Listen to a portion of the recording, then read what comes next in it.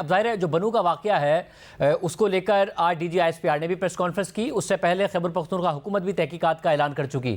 اب یہ بات خیبر پختونخوا حکومت بھی مان رہی ہے کہ احتجاج میں شرپسند عناصر گھسے جس کی وجہ سے واقعہ ہوا۔ وفاقی حکومت یہ الزام لگا رہی ہے کہ وہ جو عناصر تھے وہ تحریک انصاف نے بھیجے تھے تاکہ فوج پر حملہ ہو۔ آج D G I S P R کی پریس کانفرنس میں اشارہ یہ ضرور دیا گیا کہ 9 مئی کے واقعات میں جب لوگوں کو نہیں سزا ملے گی انتشار پھیلانے والوں کو تو پھر اس قسم کے واقعات ہوں گے، وہ بھی اسی طرف اشارہ تھا۔ خیبر پختونخوا حکومت کی تحقیقات کہاں تک پہنچی ہے، کیا معاملات پہنچے ہیں؟ جی شاہ زیب دیکھیں، واقعہ ہوا ہے 19 جولائی کو، اور اس کے بعد جو وہاں کے لوکل لوگ ہیں جو احتجاج کر رہے ہیں ان کے ساتھ ہماری بات چیت چل رہی ہے۔ یقیناً ایک افسوسناک واقعہ ہے، نہیں ہونا چاہیے تھا، ہو گیا۔ اب کس کی غلطی ہے یا کس نے اس میں عمدن اور قصدن کردار ادا کیا اور معاملات کو خراب کیا، یہ ساری باتیں فیکچول انکوائری اور انویسٹیگیشن کے بعد جو ہیں یہ سامنے آئیں گی۔ میں یہ سمجھتا ہوں کہ جہاں تک یہ اس کے جرم کا تعلق ہے، یقیناً یہ ایک بہت بڑا جرم ہے، اور اسے کچھ دن پہلے ہی یہ چونکہ ایک حساس جگہ تھی اور یہاں پر دہشت گردوں کی طرف سے حملہ ہوا تھا جس میں 8 فوجی جوان اور 3 سویلینز بھی شہید ہوئے تھے، تو یہ ایک حساس مقام تھا۔ یہاں پر اس طرح کا واقعہ ہونا ہی جو ہے یہ ایک انتہائی افسوسناک بات ہے۔ اب جہاں تک تعلق ہے انویسٹیگیشن کا یا انکوائری کا، تو اس کے لیے ہم نے ایک تو کمیٹی بنائی ہے جس کی اس وقت بھی ایز وی اسپیک اس کی ملاقات وزیر اعلیٰ خیبر پختونخوا کے ساتھ ان کی ہو رہی ہے، اور اس میں ایک وہ لائحہ عمل تیار کریں گے۔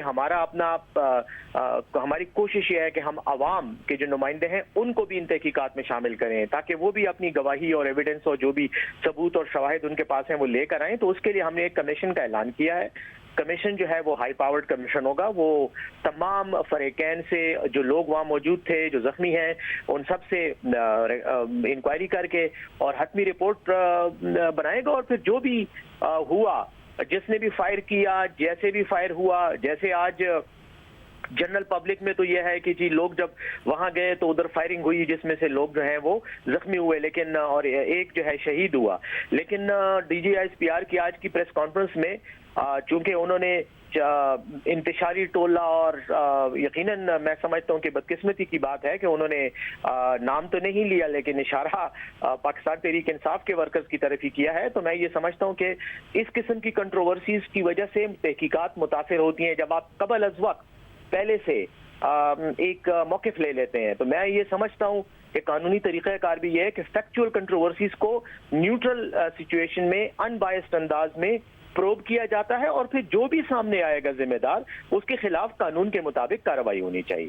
اور کب تک یہ تحقیقات کے نتائج آ جائیں گے؟ اور غالباً آج بھی جو ہم کمیٹی کے سربراہ ہیں ناصر خان بنگش صاحب، آج بھی ان کی ایک میٹنگ تھی، ان کا دھرنا جاری ہے، اس حوالے سے پھر کیا ڈیولپمنٹ ہوئی تحقیقات کا بھی بتائیے گا اور اس میٹنگ کا بھی بتائیے گا۔ دیکھیں شاہ زیب، تحقیقات تو جیسے میں نے کہا نا کہ وہ کمیشن بنے گا، کمیشن کا وہ اس کے لیے وہ پروسیس جاری ہے، اس کا اپنا ایک طریقہ کار ہے ایڈمنسٹریٹو، وہ جیسی کمپلیٹ ہوگا کمیشن اپنا کام شروع کر دے گا۔ جہاں تک پولیس ہے، پولیس کی طرف سے یقیناً وہاں پہ شواہد اکٹھے ہوئے ہیں، وہ ریکارڈ پہ چیزیں آ چکی ہیں، اور وہی سارا ایویڈنس جو ہے پھر ہم پیش کریں گے کمیشن کے سامنے، اور وہ تحقیقات کر کے اپنی رپورٹ بنائے گا۔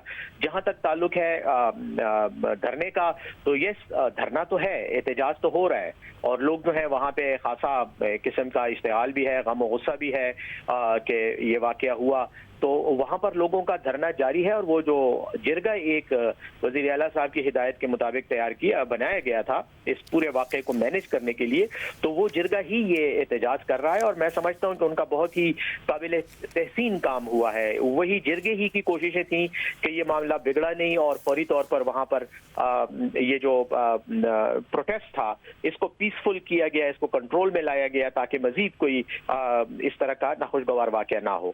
D G S P R نے جو بنیادی ذمہ داری ہے کہ جی اس واقعے کو کنٹرول کرنا، احتجاج، یہ انتظامیہ کی تھی، خیبر پختونخوا حکومت کی تھی، یہ بھی انہوں نے کہا۔ میں بالکل اس بات سے تو ایگری کرتا ہوں، اور یہ بات تو ہم کہتے ہیں کہ یس، کہیں پر بھی جب احتجاج ہو تو لا اینڈ آرڈر کی ذمہ داری صوبائی حکومت کی ہے۔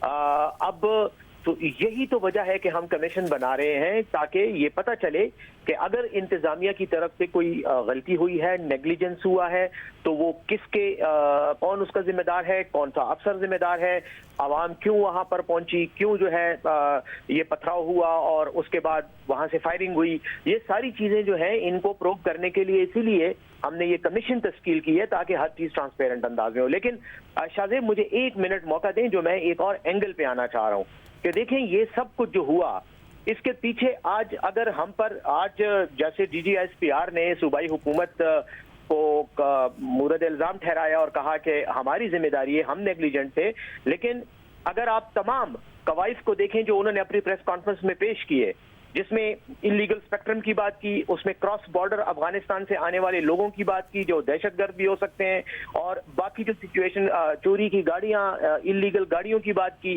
یہ ساری چیزیں کس کی ذمہ داری ہے؟ یہ خیبر پختونخوا کی تو نہیں ہے، یہ تو وفاقی حکومت کی ذمہ داری بنتی ہے. وفاقی حکومت کو بھی کٹہرے میں کھڑا کرنا چاہیے. اور وفاقی حکومت کی طرف سے سب سے بڑی جو زیادتی ہوئی تھی وہ اس وقت ہوئی تھی جب ایپیکس کمیٹی کے اجلاس کے بعد وزیر اعظم شہباز شریف نے ایک بیان دیا جس میں انہوں نے اس طرح کا تاثر دیا کہ جیسے شاید کوئی فوجی آپریشن ہونے والا ہے، اور اس کے بعد خواجہ آصف نے بار بار فوجی آپریشن کی بات کی اور یہاں تک کہا کہ خیبر پختونخوا کے وزیر اعلیٰ نے اس پہ سائن بھی کر دیے. حالانکہ بعد میں عطا تارڑ نے کہا کہ کوئی سائن نہیں ہوئے. اس غلط بیانیے کی وجہ سے جو کہ انہوں نے عزم استحکام نامی جو نیشنل ایکشن پلان کے تحت جو اقدامات اٹھانے تھے اس کو آپریشن یعنی فوجی آپریشن کی شکل میں پیش کرنا اصل میں مسائل کی وجہ بنی. وہاں پر ایک خوف اور ڈر کی فضا پیدا ہو گئی. خیبر پختونخوا کے عوام آپ کو پتہ ہے پچھلے 40 سال سے دہشت گردی کو بھگت رہے ہیں، اور اس سے پہلے جو آپریشنز ہوئے ان میں ان کی نقل مکانی ہوئی، گھر بار تباہ ہوئے، لوگوں کو آج تک اپنی کمپنسیشن نہیں مل سکی. تو وہ ایک نفسیاتی ایک پریشر ڈیولپ ہو گیا لوگوں پر، جس کی وجہ سے اعتراضات ہوئے. آج ڈی جی صاحب نے بات کی، میں سمجھتا ہوں ان کو اس بات کی بھی وضاحت کرنی چاہیے تھی کہ اگر عزم استحکام کے حوالے سے لوگوں نے فوج پر تنقید کی یا اپنے آپریشن پر تنقید کی تو اس کی وجہ کیا تھی؟ اس کی وجہ وفاقی حکومت کا غیر ذمہ دارانہ بیان تھا. مطلب انہوں نے آج اس کی وضاحت بھی کی، مگر ساتھ میں پھر ذمہ داری بھی ڈالی کہ یہ فضا بنائی گئی، باقاعدہ کیمپین چلائی گئی، فوج کے خلاف ایک پورا ماحول بنایا گیا اسے آپریشن کا رنگ دے کے. بالکل شاہ زیب، جب آپ کسی بھی معاملے میں کنفیوژن پیدا ہوتی ہے تو اس کنفیوژن میں جو لوگ معاملے کو بگاڑنا چاہتے ہیں ان کو موقع مل جاتا ہے. یقیناً جب عزم استحکام کو آپریشن فوجی آپریشن کی ایک شکل دی گئی تو وہاں پر ایک بے چینی پیدا ہوئی. اس میں جو ملک دشمن عناصر ہیں، عوام دشمن عناصر ہیں، ہمارے صفوں میں رہنے والے ہمارے باقی لوگ ہیں جو انتشار چاہتے ہیں، ان کو موقع مل گیا. اب یہ تو اس میں تو کوئی شک نہیں، لیکن پاکستان ٹیلی کمیونیکیشن اتھارٹی جو سوشل میڈیا کو مانیٹر کرتی ہے، ساتھ ہی ساتھ جو آپ نے یہ جو فائر وال اتنے اربوں روپے خرچ کر کے لگایا ہے، وہ صرف کس لیے لگایا ہے؟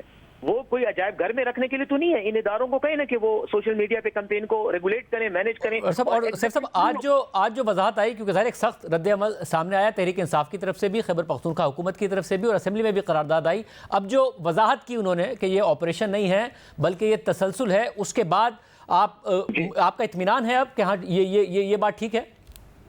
میں تو پہلے دن سے شاہ زیب، جس دن یہ واقعہ ہوا عزم استحکام والا اور اس پر کنٹروورسی شروع ہوئی، میں پہلا شخص تھا جس نے پریس کانفرنس کی پشاور میں، اور میں ساری میڈیا نے، آپ کے چینل نے بھی دیکھا ہے، سب نے دیکھا ہے، ہم نے تو یہی بات کی کہ بالکل یہ غلط اس نے کیا ہے. اصل میں نیشنل ایکشن پلان کے تحت جو مختلف نو قسم کے اقدامات ہیں ان کو عزم استحکام کا نام دیا گیا، اور یہ غلط فہمی وزیر اعظم کے بیان اور وزیر خارجہ کے بیان سے پیدا ہوئی، وزیر دفاع کے بیان سے پیدا ہوئی.